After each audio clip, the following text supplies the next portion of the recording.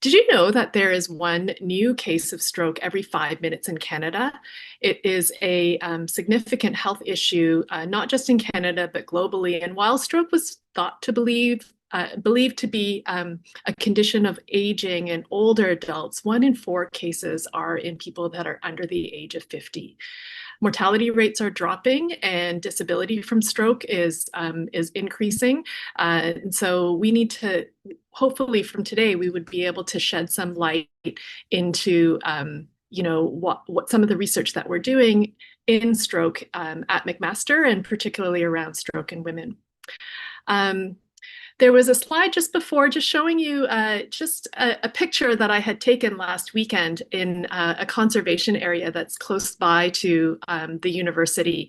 And it really, I thought it was very timely to share this with the talk today, because I was amazed at how beautiful the conservation area and the trails were at this time of year.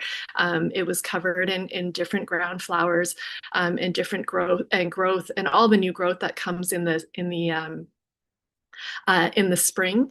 And I was amazed at, just these flowers here growing together with other flowers, growing together with trees, and growing together with a lot of the life and the creatures that are waking up in the forest.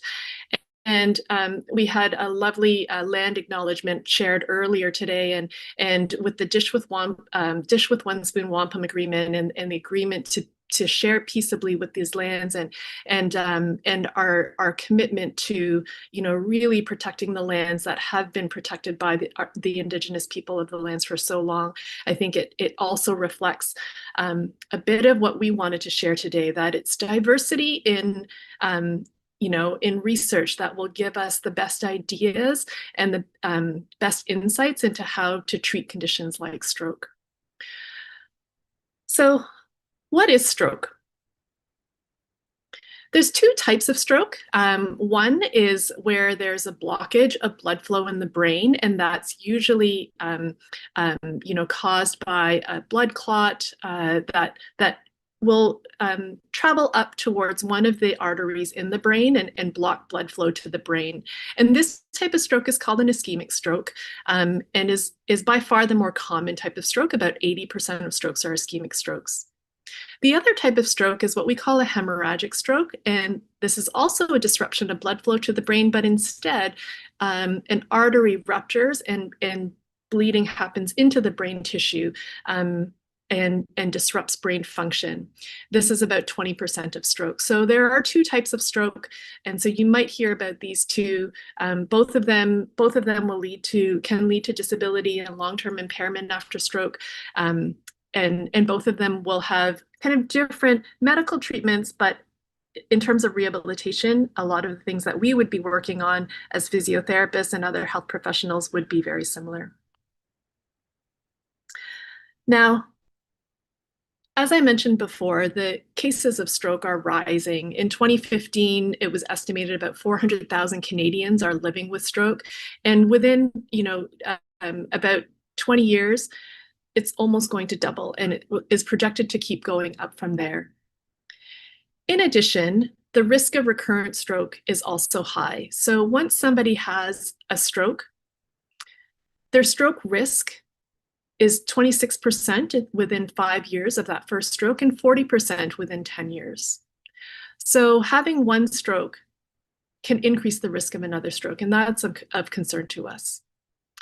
And the other thing is that 56% of people with stroke around the world are women. So stroke is a condition that affects both men and women, almost equally, in fact, a little bit more in women. On the next slide, I'm going to show you a slide that shows a graph that shows kind of the rates of death due to stroke across the lifespan. So different age groups across the bottom, and then as you age, you can see that the bars are growing, which means that the risk of the number of deaths due to stroke and the total percentage of deaths due to stroke are rising over time. But if we focus, for example, on the first part of the graph, you'll see that the bars between women and men, which are the red bars and the blue bars, are about the same. They're not too different. But then towards the right of the graph, when we get to higher ages, older ages, we really start to see the separation between men and women. So understanding, why are there differences in stroke risk between men and women is an area of research that men, us and many other researchers are trying to tackle. And Kevin's going to share a little bit about that now. All right. Hi, everyone. Today I'm just going to discuss some risk factors between men and women. But before we go into that, it's important to highlight some of the unique anatomical and physiological differences that we see in males and females across the lifespan, but with or without stroke. And so when we're looking at this screen here, we see a male image. And typically, males have larger lungs and larger airways, and so they're able to take in more air when they take deep breaths.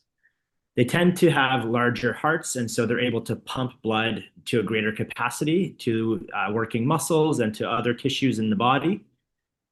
They tend to have larger vessels, and so when they are pumping blood, that blood flow tends to go a little bit faster and a little bit smoother down to, again, working muscles and working tissues, just because the vessels are a little bit larger in diameter.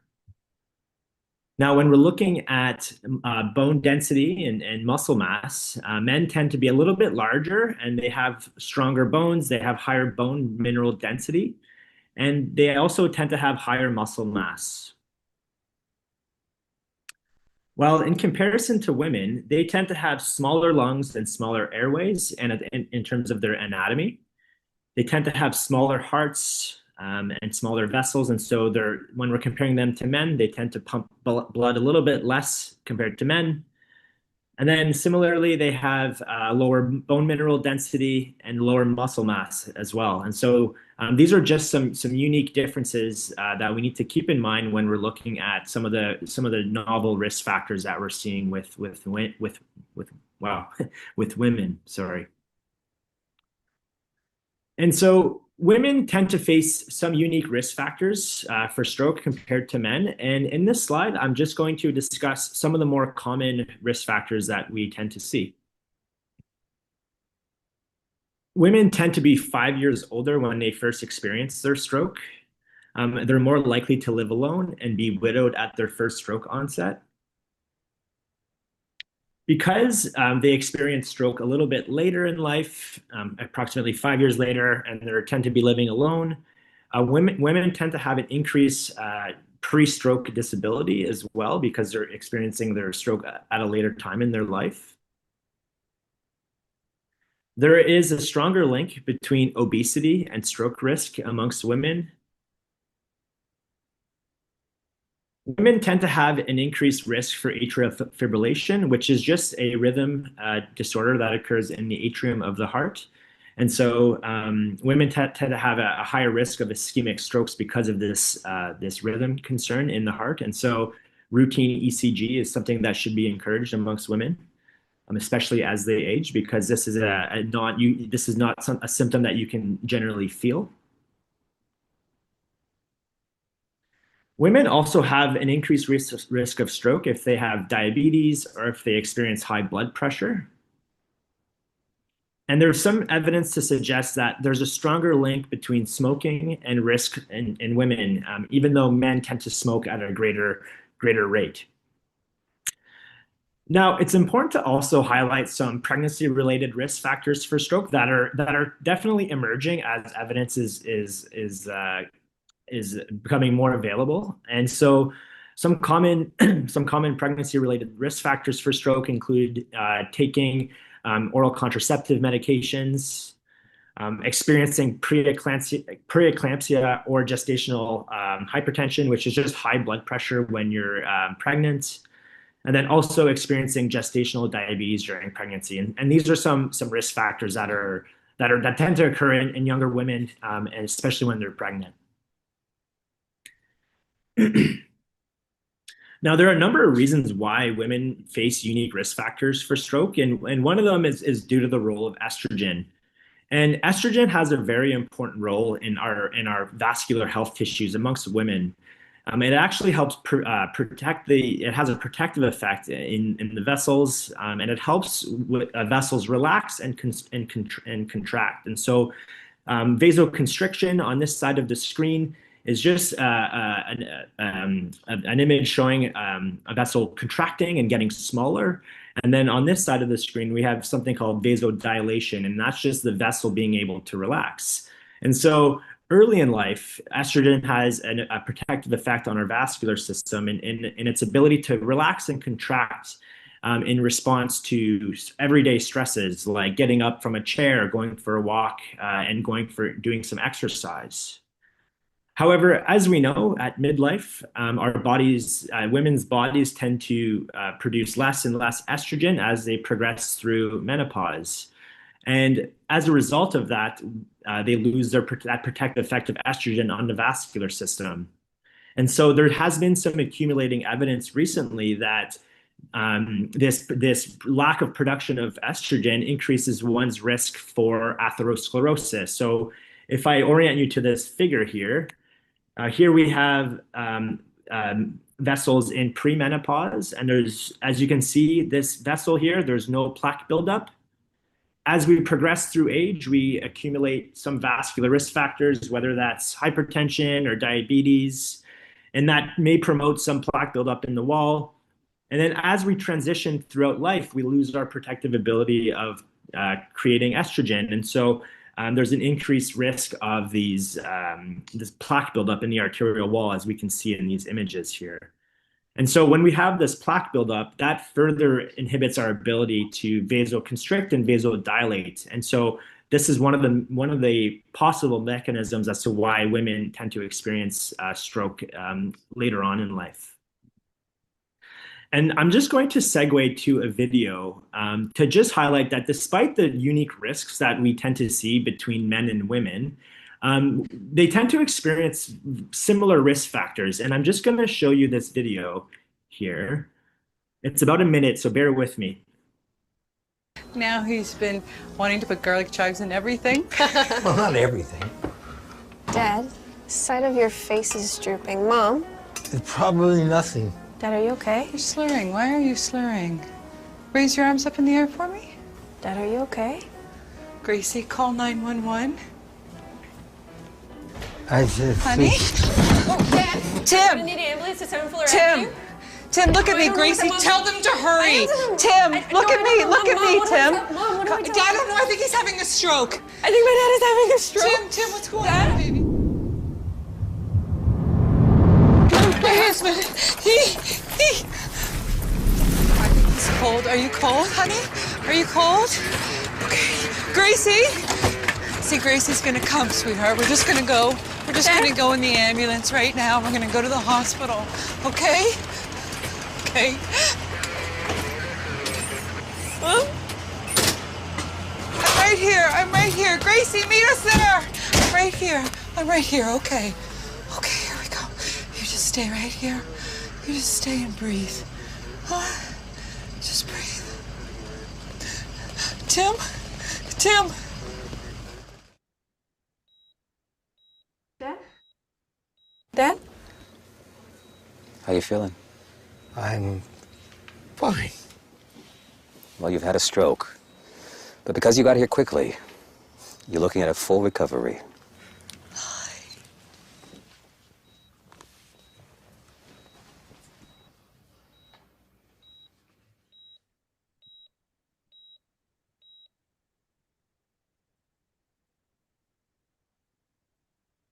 All right. So as we can all agree, that video is quite intense, and it really highlights the importance of acting fast when we're seeing or experiencing somebody having a stroke. And so just to highlight the acronym here, FAST, face, is it drooping? That's one of the more common symptoms that we can visually observe. Can you raise both arms? And so if you're seeing somebody having this facial drooping, you can see if they're able to raise both arms. And if they're unable to, that's a strong hint that they are experiencing a stroke. Speech, is it slurred or jumbled? And if these three things are happening all at the same time, it's really important to act fast and to call 911. And that's what the time means. And the faster you act, the faster they can get treatment and fully recover. And so I want to highlight a few key differences that we do see amongst men and women from a symptom standpoint. And here, this is just a complicated graph to show different symptoms that are common amongst men and women. And on the left-hand side of the figure, we can see symptoms that are more frequent in men. And on the right-hand side, we can see symptoms that are more frequent in women. And so women tend to experience two unique symptoms that men tend to not. And that is having vertigo. And that's a sensation that the room is spinning. Women also tend to have tend to experience more difficulty speaking, which is known as dysarthria. The one common symptom that men tend to experience a little bit more than women is diplopia, which is difficulty seeing, a double vision. And so this is not all negative. There are some key lifestyle and exercise factors that can improve stroke outcomes. And one of them is the role of exercise as being a key primary and secondary prevention strategy for improving cardiovascular health and reducing your risk of stroke. And so much amazing work over the years across the world has demonstrated that exercise is one of the key prevention strategies that is known to enhance our health. And for example, it's demonstrating to improve cardiovascular fitness. And so that's our ability to transport oxygen to our muscles. And the more efficient that we can do that, the healthier we are. And not only is it important for improving fitness levels, exercise is helpful for reducing common risk factors such as blood pressure. And so regular exercise 3 times a week, moderate intensity, can reduce systolic blood pressure, diastolic blood pressure measurements. These are common risk factors for stroke. But it's also important for improving outcomes that are relevant for stroke survivors that are not so clinical. And so, for example, exercise can improve mobility outcomes. So their ability to walk further distances and their ability to walk at fast and usual paces. And so this is just a slide to highlight that, yeah, there are unique risks, but there are certainly some strong evidence to support that exercise and physical activity are key lifestyle modifications that can reduce our risk. And so I'm going to pass it on to Ada to continue the presentation. Yeah, so Kevin talked a lot about changes that happen in our body systems, in the vascular system, what happens across pre-menopause and menopause, what happens with, what are differences in kind of muscle biology in terms of lungs and heart size and things like that. And these are what we think of as sex-based factors. Sex-based meaning they are, things that are biological and genetic and physiological. And these differences, these sex-based differences, can exist kind of across the lifespan of both men and women. So when we think about lifespan, we tend to think of it as that time between birth to death. And across the lifespan, women will have different risk factors that can affect their risk for stroke and heart disease across the lifespan. At younger ages, if some women might be taking oral contraceptive pills, when combined with other risk factors, that could increase their risk for stroke. During pregnancy, there can be a risk of stroke. In people who develop diabetes during pregnancy, in menopause or during or across that menopause transition. Kevin talked about the changes and decreasing levels of estrogen that can increase a female's risk for stroke. And then when we get towards, there may also be onset of illnesses and health conditions that can contribute to disability. And because we know that women tend to live longer than men, the accumulation of these health conditions can be more frequently seen in women than men. So when we think about, lifespan, all of these things can happen in that time period between birth to death. We also like to think about a concept called health span, where it is that time where, before disability starts to have a really negative influence on a person's health and their life and the way they function. And so health span might be different from lifespan. Your lifespan takes you all the way to the time of death, but your health span might be longer or shorter, depending on, what's happening in a person's life. So can we extend health span? Is this something that's modifiable? And we like to believe that it is. And through, strategies like exercise and physical activity and social kind of stimulation, there's a lot of things that we can do to change or to increase our health span as well. In the face of disability, studies have found that men and women might differ in terms of how they might address health span. And this gets kind of beyond the genetic factors and the biological factors that Kevin talked about, but more into social factors, social cultural factors, psychological factors, different things that we would term as gender-related factors. So where we might have sex-based factors that are more on the biology side of things, there's also gender factors which are tied. They, we think of sex and gender to be linked, but they're not interchangeable. They're related, but they're certainly not interchangeable.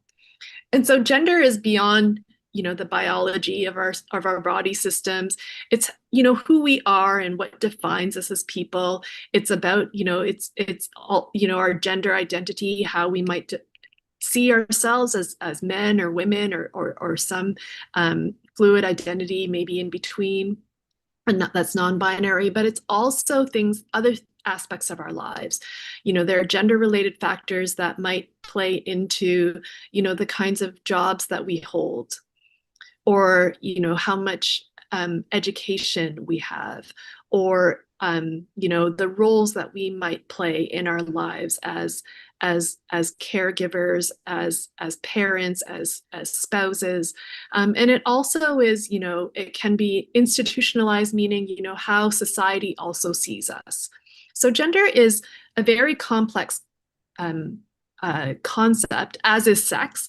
And there's a lot of research now trying to unpack, what are the sex-based differences between men and women and their risk for stroke and their experience of stroke afterwards, and what are gender-based factors. And it's not that easy to disentangle. This is not easy because it is so complex and multifactorial. But we're trying slowly to chip away at some of these things. When it comes to rehabilitation after a condition like stroke, there are some gender-related factors that the research has shown where women and men differ as well. And this is not just around the biology. It's not just, males have bigger muscles and larger lungs and larger hearts so they can exercise more. It's also some of those gender-related factors. There are some studies that show that women don't have access to rehabilitation the same way that men do, or they might choose not to participate in rehabilitation at the same levels that men do. And there might be lots of different reasons for that, suggesting things like, the roles that women tend to play in caregiving, caring for others, women might prioritize higher than participating in rehabilitation for themselves. I can't go to rehab. I can't be in hospital for another 6 weeks because I need to get home. My husband is home. My grandchildren are home. I need to get home to take care of them. And so we see this is where, gender could have an influence on the opportunities that some people may take in participating in things like rehabilitation programs or exercise programs or other types of programs that can help with recovery after stroke. So in rehab, we might see there are differences in, how women and men participate in stroke. We are also seeing some of that in research as well.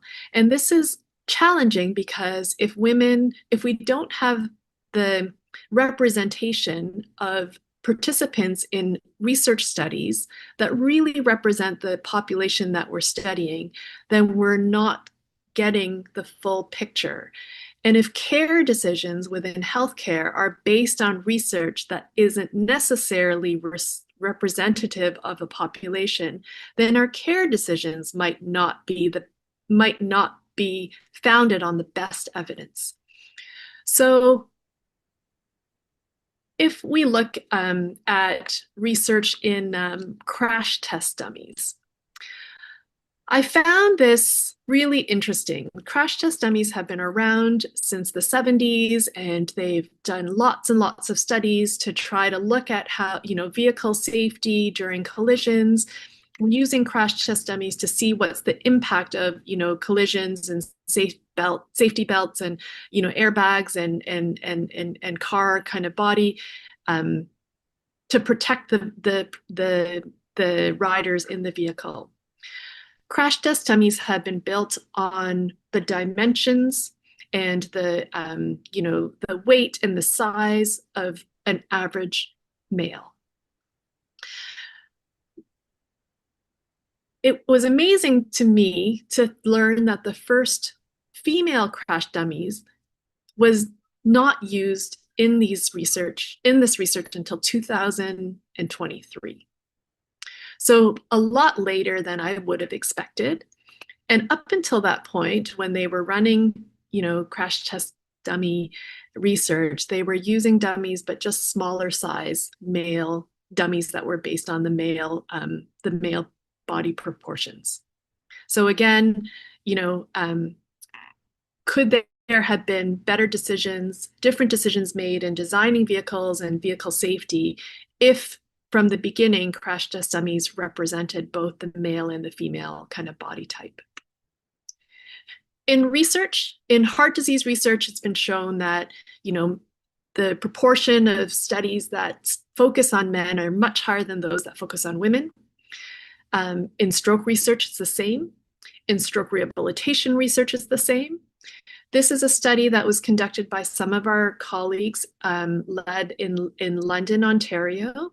And they took a look at all of the research that had been done in stroke rehabilitation for upper limb recovery. So this is kind of the arm and body, or arm and hand and shoulder.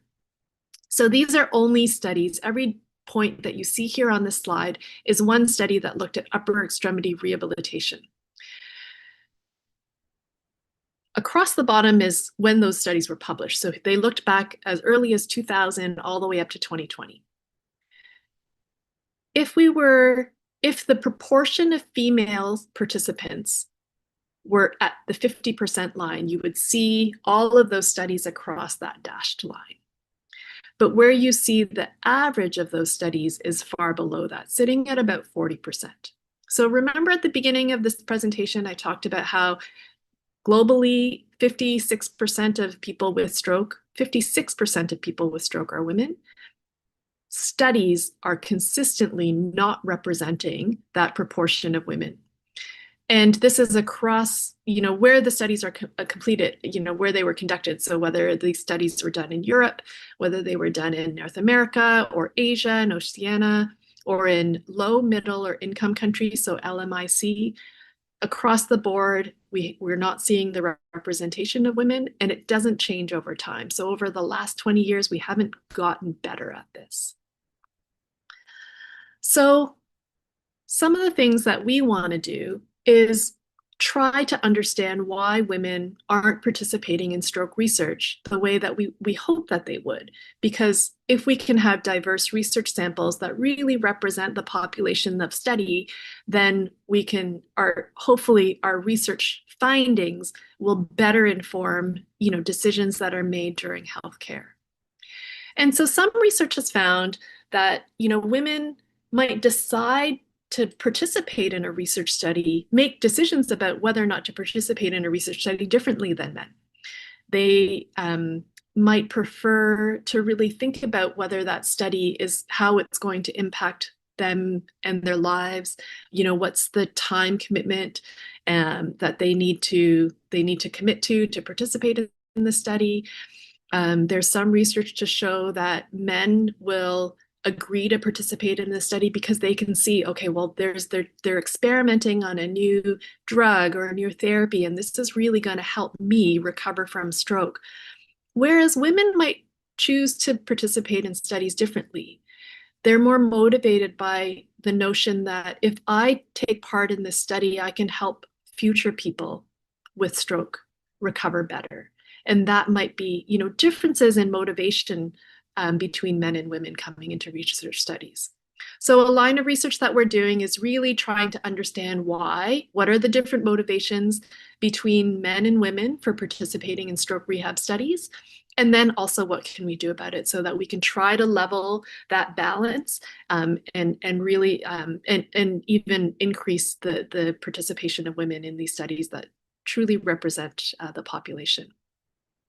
I like to think of it as, how do we do, we're doing research so that we can be better researchers.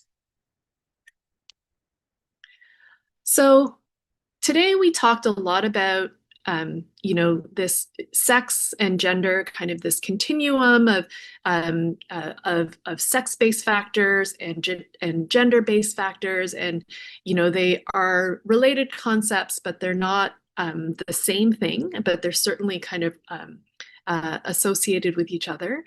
And we do recognize that we are more than just, our biological sex at birth versus our gender. There's so much more to our identities than just sex and gender. And so future research that we are hoping that we will always be pushing for, but also other researchers to consider, the vast array of other things that define who we are, whether it's our ethnicity and race, our religion, our income, our culture, and the intersection of all of these. So just in closing then, we covered a lot of ground in our time together.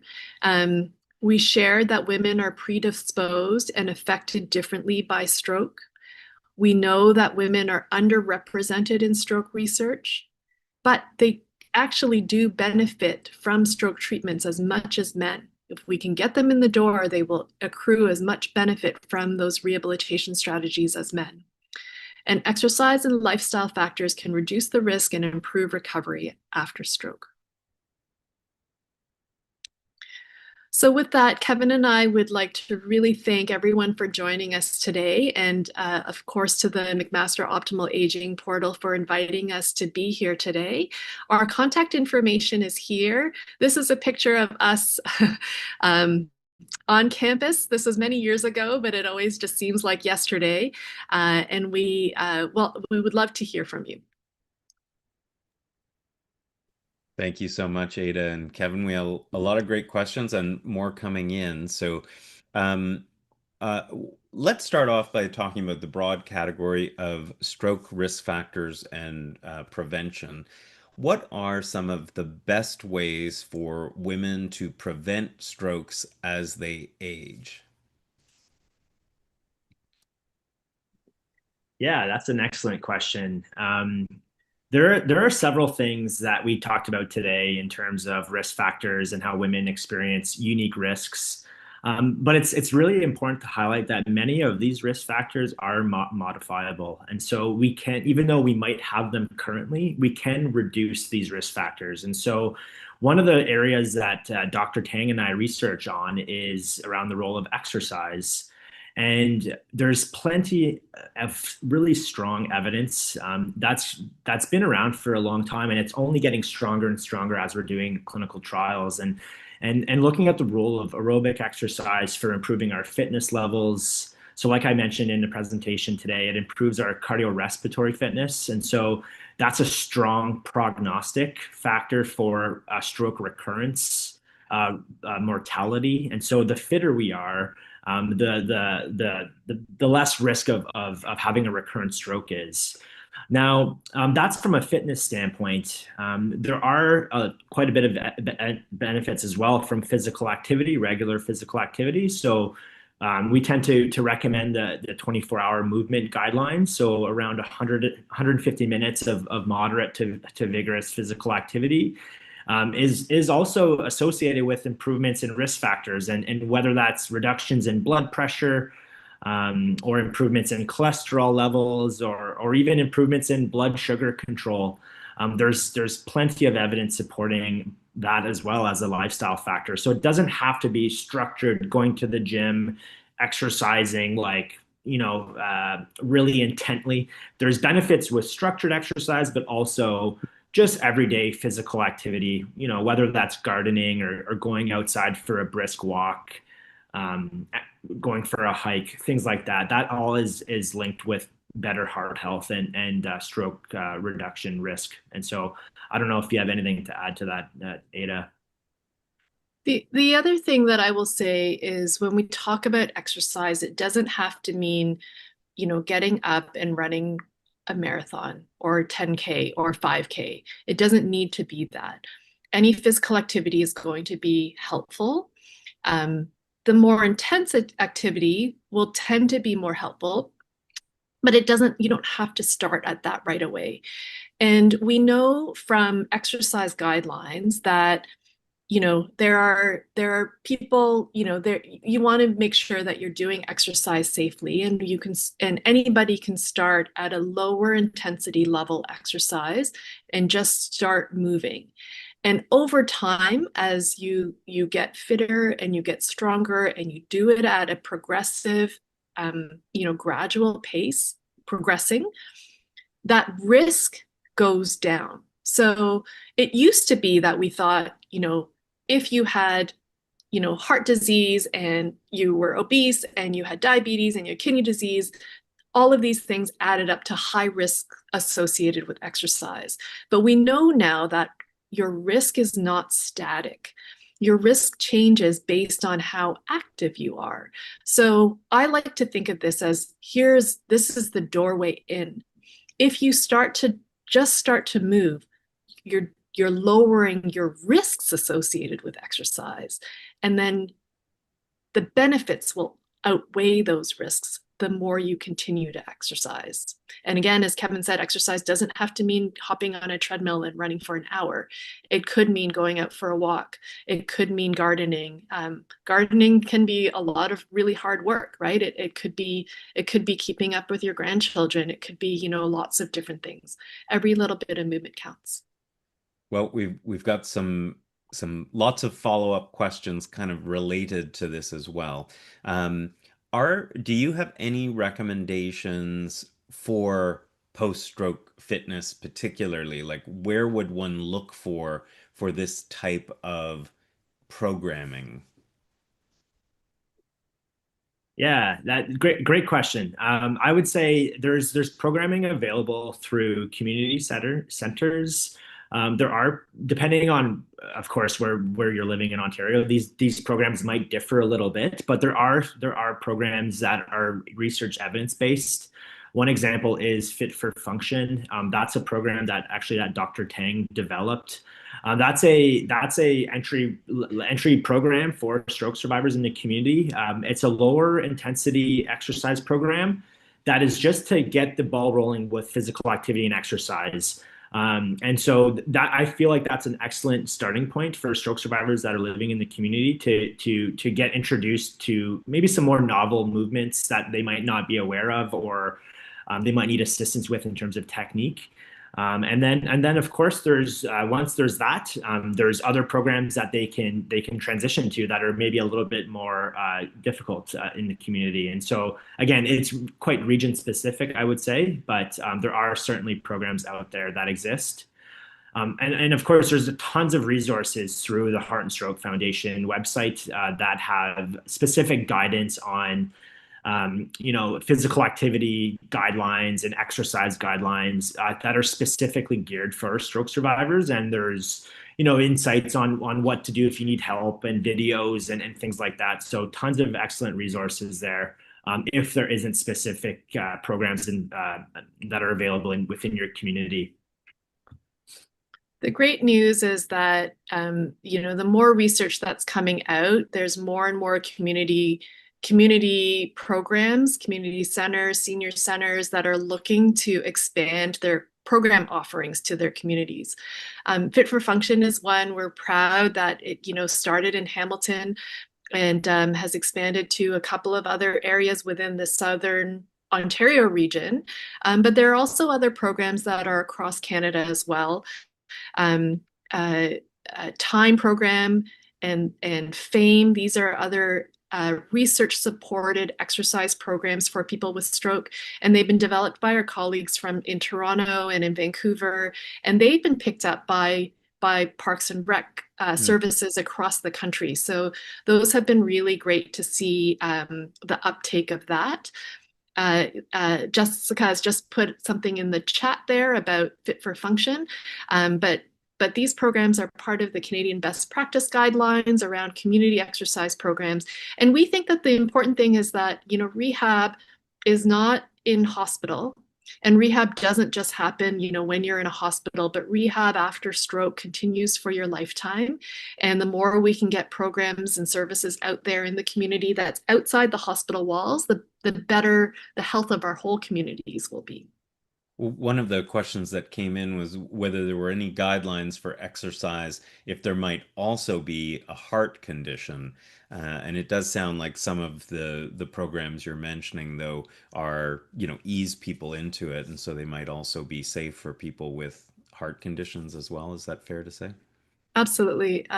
Fit for Function for sure, and the other programs will carefully screen anybody who's interested in these programs to make sure that that they are safe and will stay safe during exercise for sure. Some of the studies all of the studies that we do in stroke and exercise, we carefully screen all participants as well, and we'll work with you and your family doctor to make sure that you have been cleared to exercise. And we monitor everything very carefully, and we progress things gradually and try to customize an exercise program based on each person's abilities. I think this is an interesting question that came in, talking in part about rehabilitation resources and the timing of it. You mentioned in the example, sometimes you may have women who have a lot of other duties at home who might potentially defer or forego acute rehabilitation because of other commitments. So this question is, some of the resources, rehabilitation resources may not be available, especially, limited in urban centers, even less available in rural areas. And the question is, what is the impact of reduced or delayed stroke rehab? Many people are left to do the work on their own without consistent follow-up. Yeah, and that's a reality that we face in our world for sure. I would say it's never too late to start rehab, and so benefits are certainly possible months, weeks after acute stroke onset, and so it's never too late to start. And obviously, it's encouraged to start earlier than later, of course, just in terms of full recovery and those types of aspects. But certainly, there is evidence to support that it's never too late to start. And so benefits are definitely possible, even if you start months after stroke onset. And whether those improvements are from a mobility aspect or a functional aspect from like upper extremity function, but there's certainly tons of evidence for cardiovascular health improvements anytime after stroke onset, years even. Definitely. We tend to think of, that early first days and weeks after stroke as being this critical time point for recovery. And it is. The brain is in that time, the most plastic, we use that term, meaning it's most amenable to change with rehab. And so that's why, rehab, we try to get people in earlier so they can get that intensive rehab as quickly as possible. But even outside that window, as Kevin says, people will continue to recover for years after stroke. And that's a matter of reducing some of those secondary kind of complications from stroke or secondary deterioration from maybe not being as mobile, then your muscles become stiffer, your muscles get weaker, your heart is weaker, and then it sets up this vicious cycle of declining function and declining fitness. And that cycle can be broken anytime. And that cycle can be broken. It doesn't actually matter. One of the studies that we are launching very soon, I'll put in a plug for this now, for anybody who might know of somebody who's experienced stroke in the Hamilton community or in Kelowna. Actually, we're doing a new study looking at exercise, particularly muscle strengthening exercise after stroke. And we don't have an upper limit for how long after stroke they're eligible for this study. We'll take people that are 5 years, 10 years, even more after stroke. So we'll see if an intensive muscle strengthening program can benefit recovery after stroke. So this is kind of a complex, because I think both you and Kevin spoke about there's quite a bit of data on aerobic exercise and even sort of high intensity forms of exercise post-stroke. This is looking at the other aspect of exercise and training and seeing if strength training will also improve outcomes. Is that That's right. interesting? That's right. Yeah. And Kevin's study where he looked at high intensity interval training after stroke, this was just published last summer. We enrolled people up to 3 years post-stroke. 5. 5 years post-stroke. So up to 5 years post-stroke, and we saw really important improvements in fitness, in fitness levels then. Sorry, go ahead, Kevin. I was just going to quickly hop in there and say we actually just got a paper published today. It just came out today looking at some of those neuroplasticity markers that Ada was just talking about. And because we looked at up to 5 years post-stroke, we did see improvement of those neuroplasticity markers really late after stroke onset. And so to our point about when we should start, earlier certainly better, but it's never too late from a cardiovascular health standpoint. But even our recent paper coming out today, we can certainly share with you once it's actually published online. It's demonstrating that there are improvements in some of those novel neuroplasticity markers as well. Interesting. There's a couple of questions around transient ischemic attacks and silent strokes. So one of the questions is, what is a transient ischemic attack, and can it be a precursor or a warning for a stroke? And also, can one have a silent stroke similar to a silent heart attack? Yeah. So a transient ischemic attack is different than a stroke. It's similar, but it's different in a way. And the reason why it's different is a transient ischemic attack is a very fast, sudden disruption in blood flow to the brain that results in a mini stroke, let's just say. And it's a very quick acting I guess event that occurs in the brain, and it really presents itself like a stroke. But the key difference is that a transient ischemic attack goes away, whereas a stroke, the blockage is there and the symptoms remain until the blockage is removed. A transient ischemic attack is just a very sudden change in blood oxygen levels in the brain that occurs. It could be as a result of a hole in a heart. It could be a very, very small, like an extremely small clot. But it's very transient and it goes away very fast. Within 24 hours, generally those symptoms disappear. And so that's what a transient ischemic attack is. In terms of whether it increases one's risk for a stroke, I would say it certainly is a potential risk factor for a future stroke. And so if you have experienced a transient ischemic attack, the symptoms will look similar. And so definitely you need to act fast and go to the hospital. And so you might be diagnosed with a TIA or a stroke. But certainly there is possibilities that this can lead to a future stroke down the road. And so, yeah, definitely important to monitor for sure. And it is interesting, like to the question of silent strokes. Yes, so many people may not be fully aware that they have even had. Yeah. It's almost like a more silent TIA because you basically won't necessarily have had symptoms, but you may have had very small strokes. And the one of the other questions that had come in was how can strokes be diagnosed after the fact? And in addition to taking a careful history and doing a detailed neurological exam, brain imaging with usually with a MRI scan more sensitive, but also with a CT scan can show evidence of previous silent strokes or previous strokes after the facts. Those are the most common ways that people would diagnose them after the fact. Yeah, absolutely. Yeah. Um, any final words with just on the time? I'll ask you, Ada, to address one other final question that came in that relates more to the hesitation of women to come forward to participate in research, and how would one go about participating in research focused on women's experience, and any suggestions for people for how to get involved?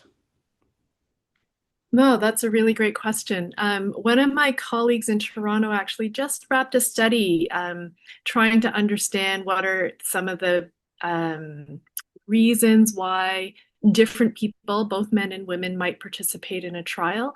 We're just working on that paper now, so we'll hope to get that out soon. But you know, some of the stuff that we're doing now, some of the research that we're doing now is to look at studies that are ongoing, maybe some clinical trials that are ongoing or stroke research studies that are ongoing. And as we're recruiting into those studies, participants into those studies, we'll also ask them whether you decided to participate or not, what are some of the reasons why? Or that, was it how the researcher had approached you, or is it, time commitment that you're not able to give that, or is it maybe it's a drug trial and you're not certain about the safety of it, and try to understand some of that. If somebody is interested in participating in this research or in any research, I would say there's some patient advisory councils that are being struck. I know Kevin and I are in Montreal right now, actually at a meeting, and we're going to be talking about a patient advisory council for stroke recovery trials platform that we're both a part of. And I think they're getting ready to launch this soon. So this will be something that we can certainly share with the Optimal Aging portal to invite people to participate in this patient this I don't remember the name of it off the top of my head, but whether it's to be part of the database and be linked with researchers who are recruiting for studies in the future, or to work with researchers to inform, what kinds of questions will be, important questions that we should be working on, or maybe giving input on the design of studies, or giving feedback on your consent form makes no sense at all. You need to really make sure this language is a lot better so that people can understand. So there's lots of different ways that people can get involved in research, not just as a participant, but actually informing us about what we do. That's great. MIRA, or the McMaster Institute for Research on Aging, also has a platform called Voice, which allows people to find out about research studies in McMaster.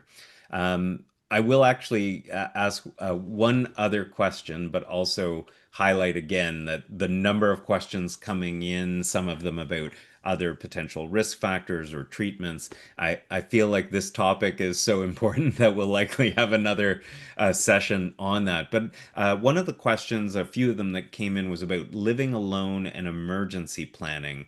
And do you have any suggestions for women who live alone? Any kind of alert systems or things that might help if somebody's speech were affected? How could you call for help? So, any tips around some of those scenarios for the listeners?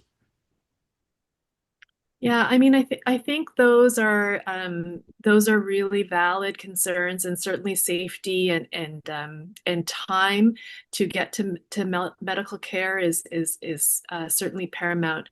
And I would say for, not just women, but anybody who is living alone that might be, you know, just want that extra layer of security, that, to dial 911. And even if you cannot say anything into the phone, 911 will be able to trace the call and hopefully be able to locate where you are.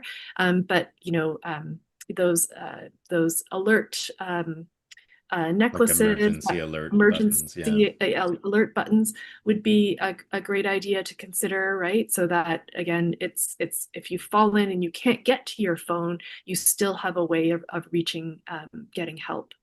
Yeah.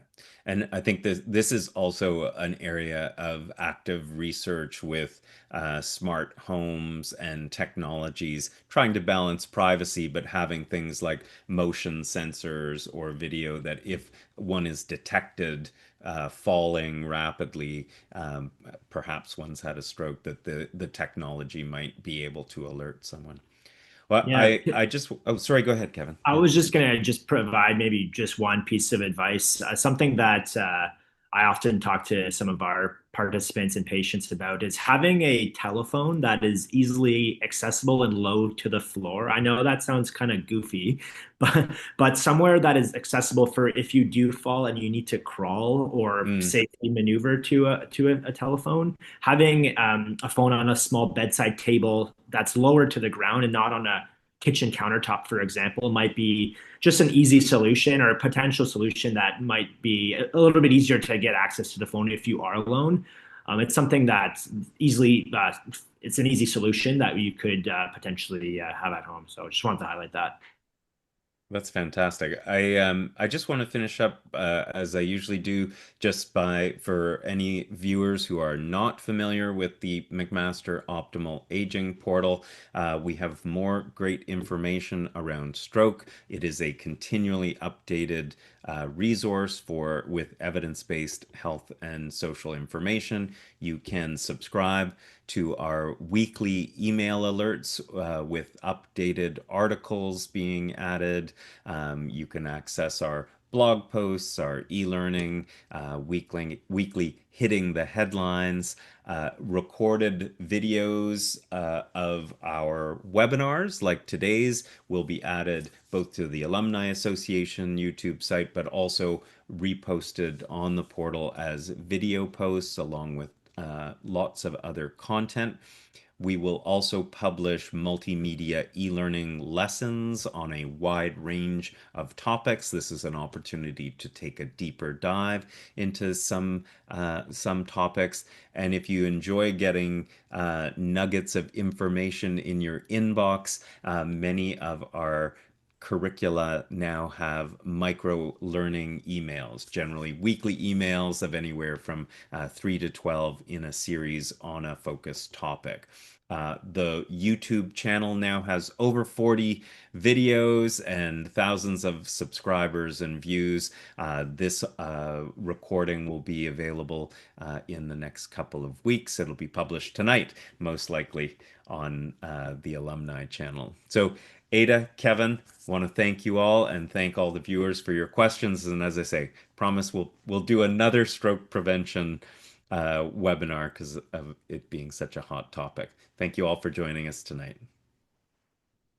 Thank you so much. Thank you.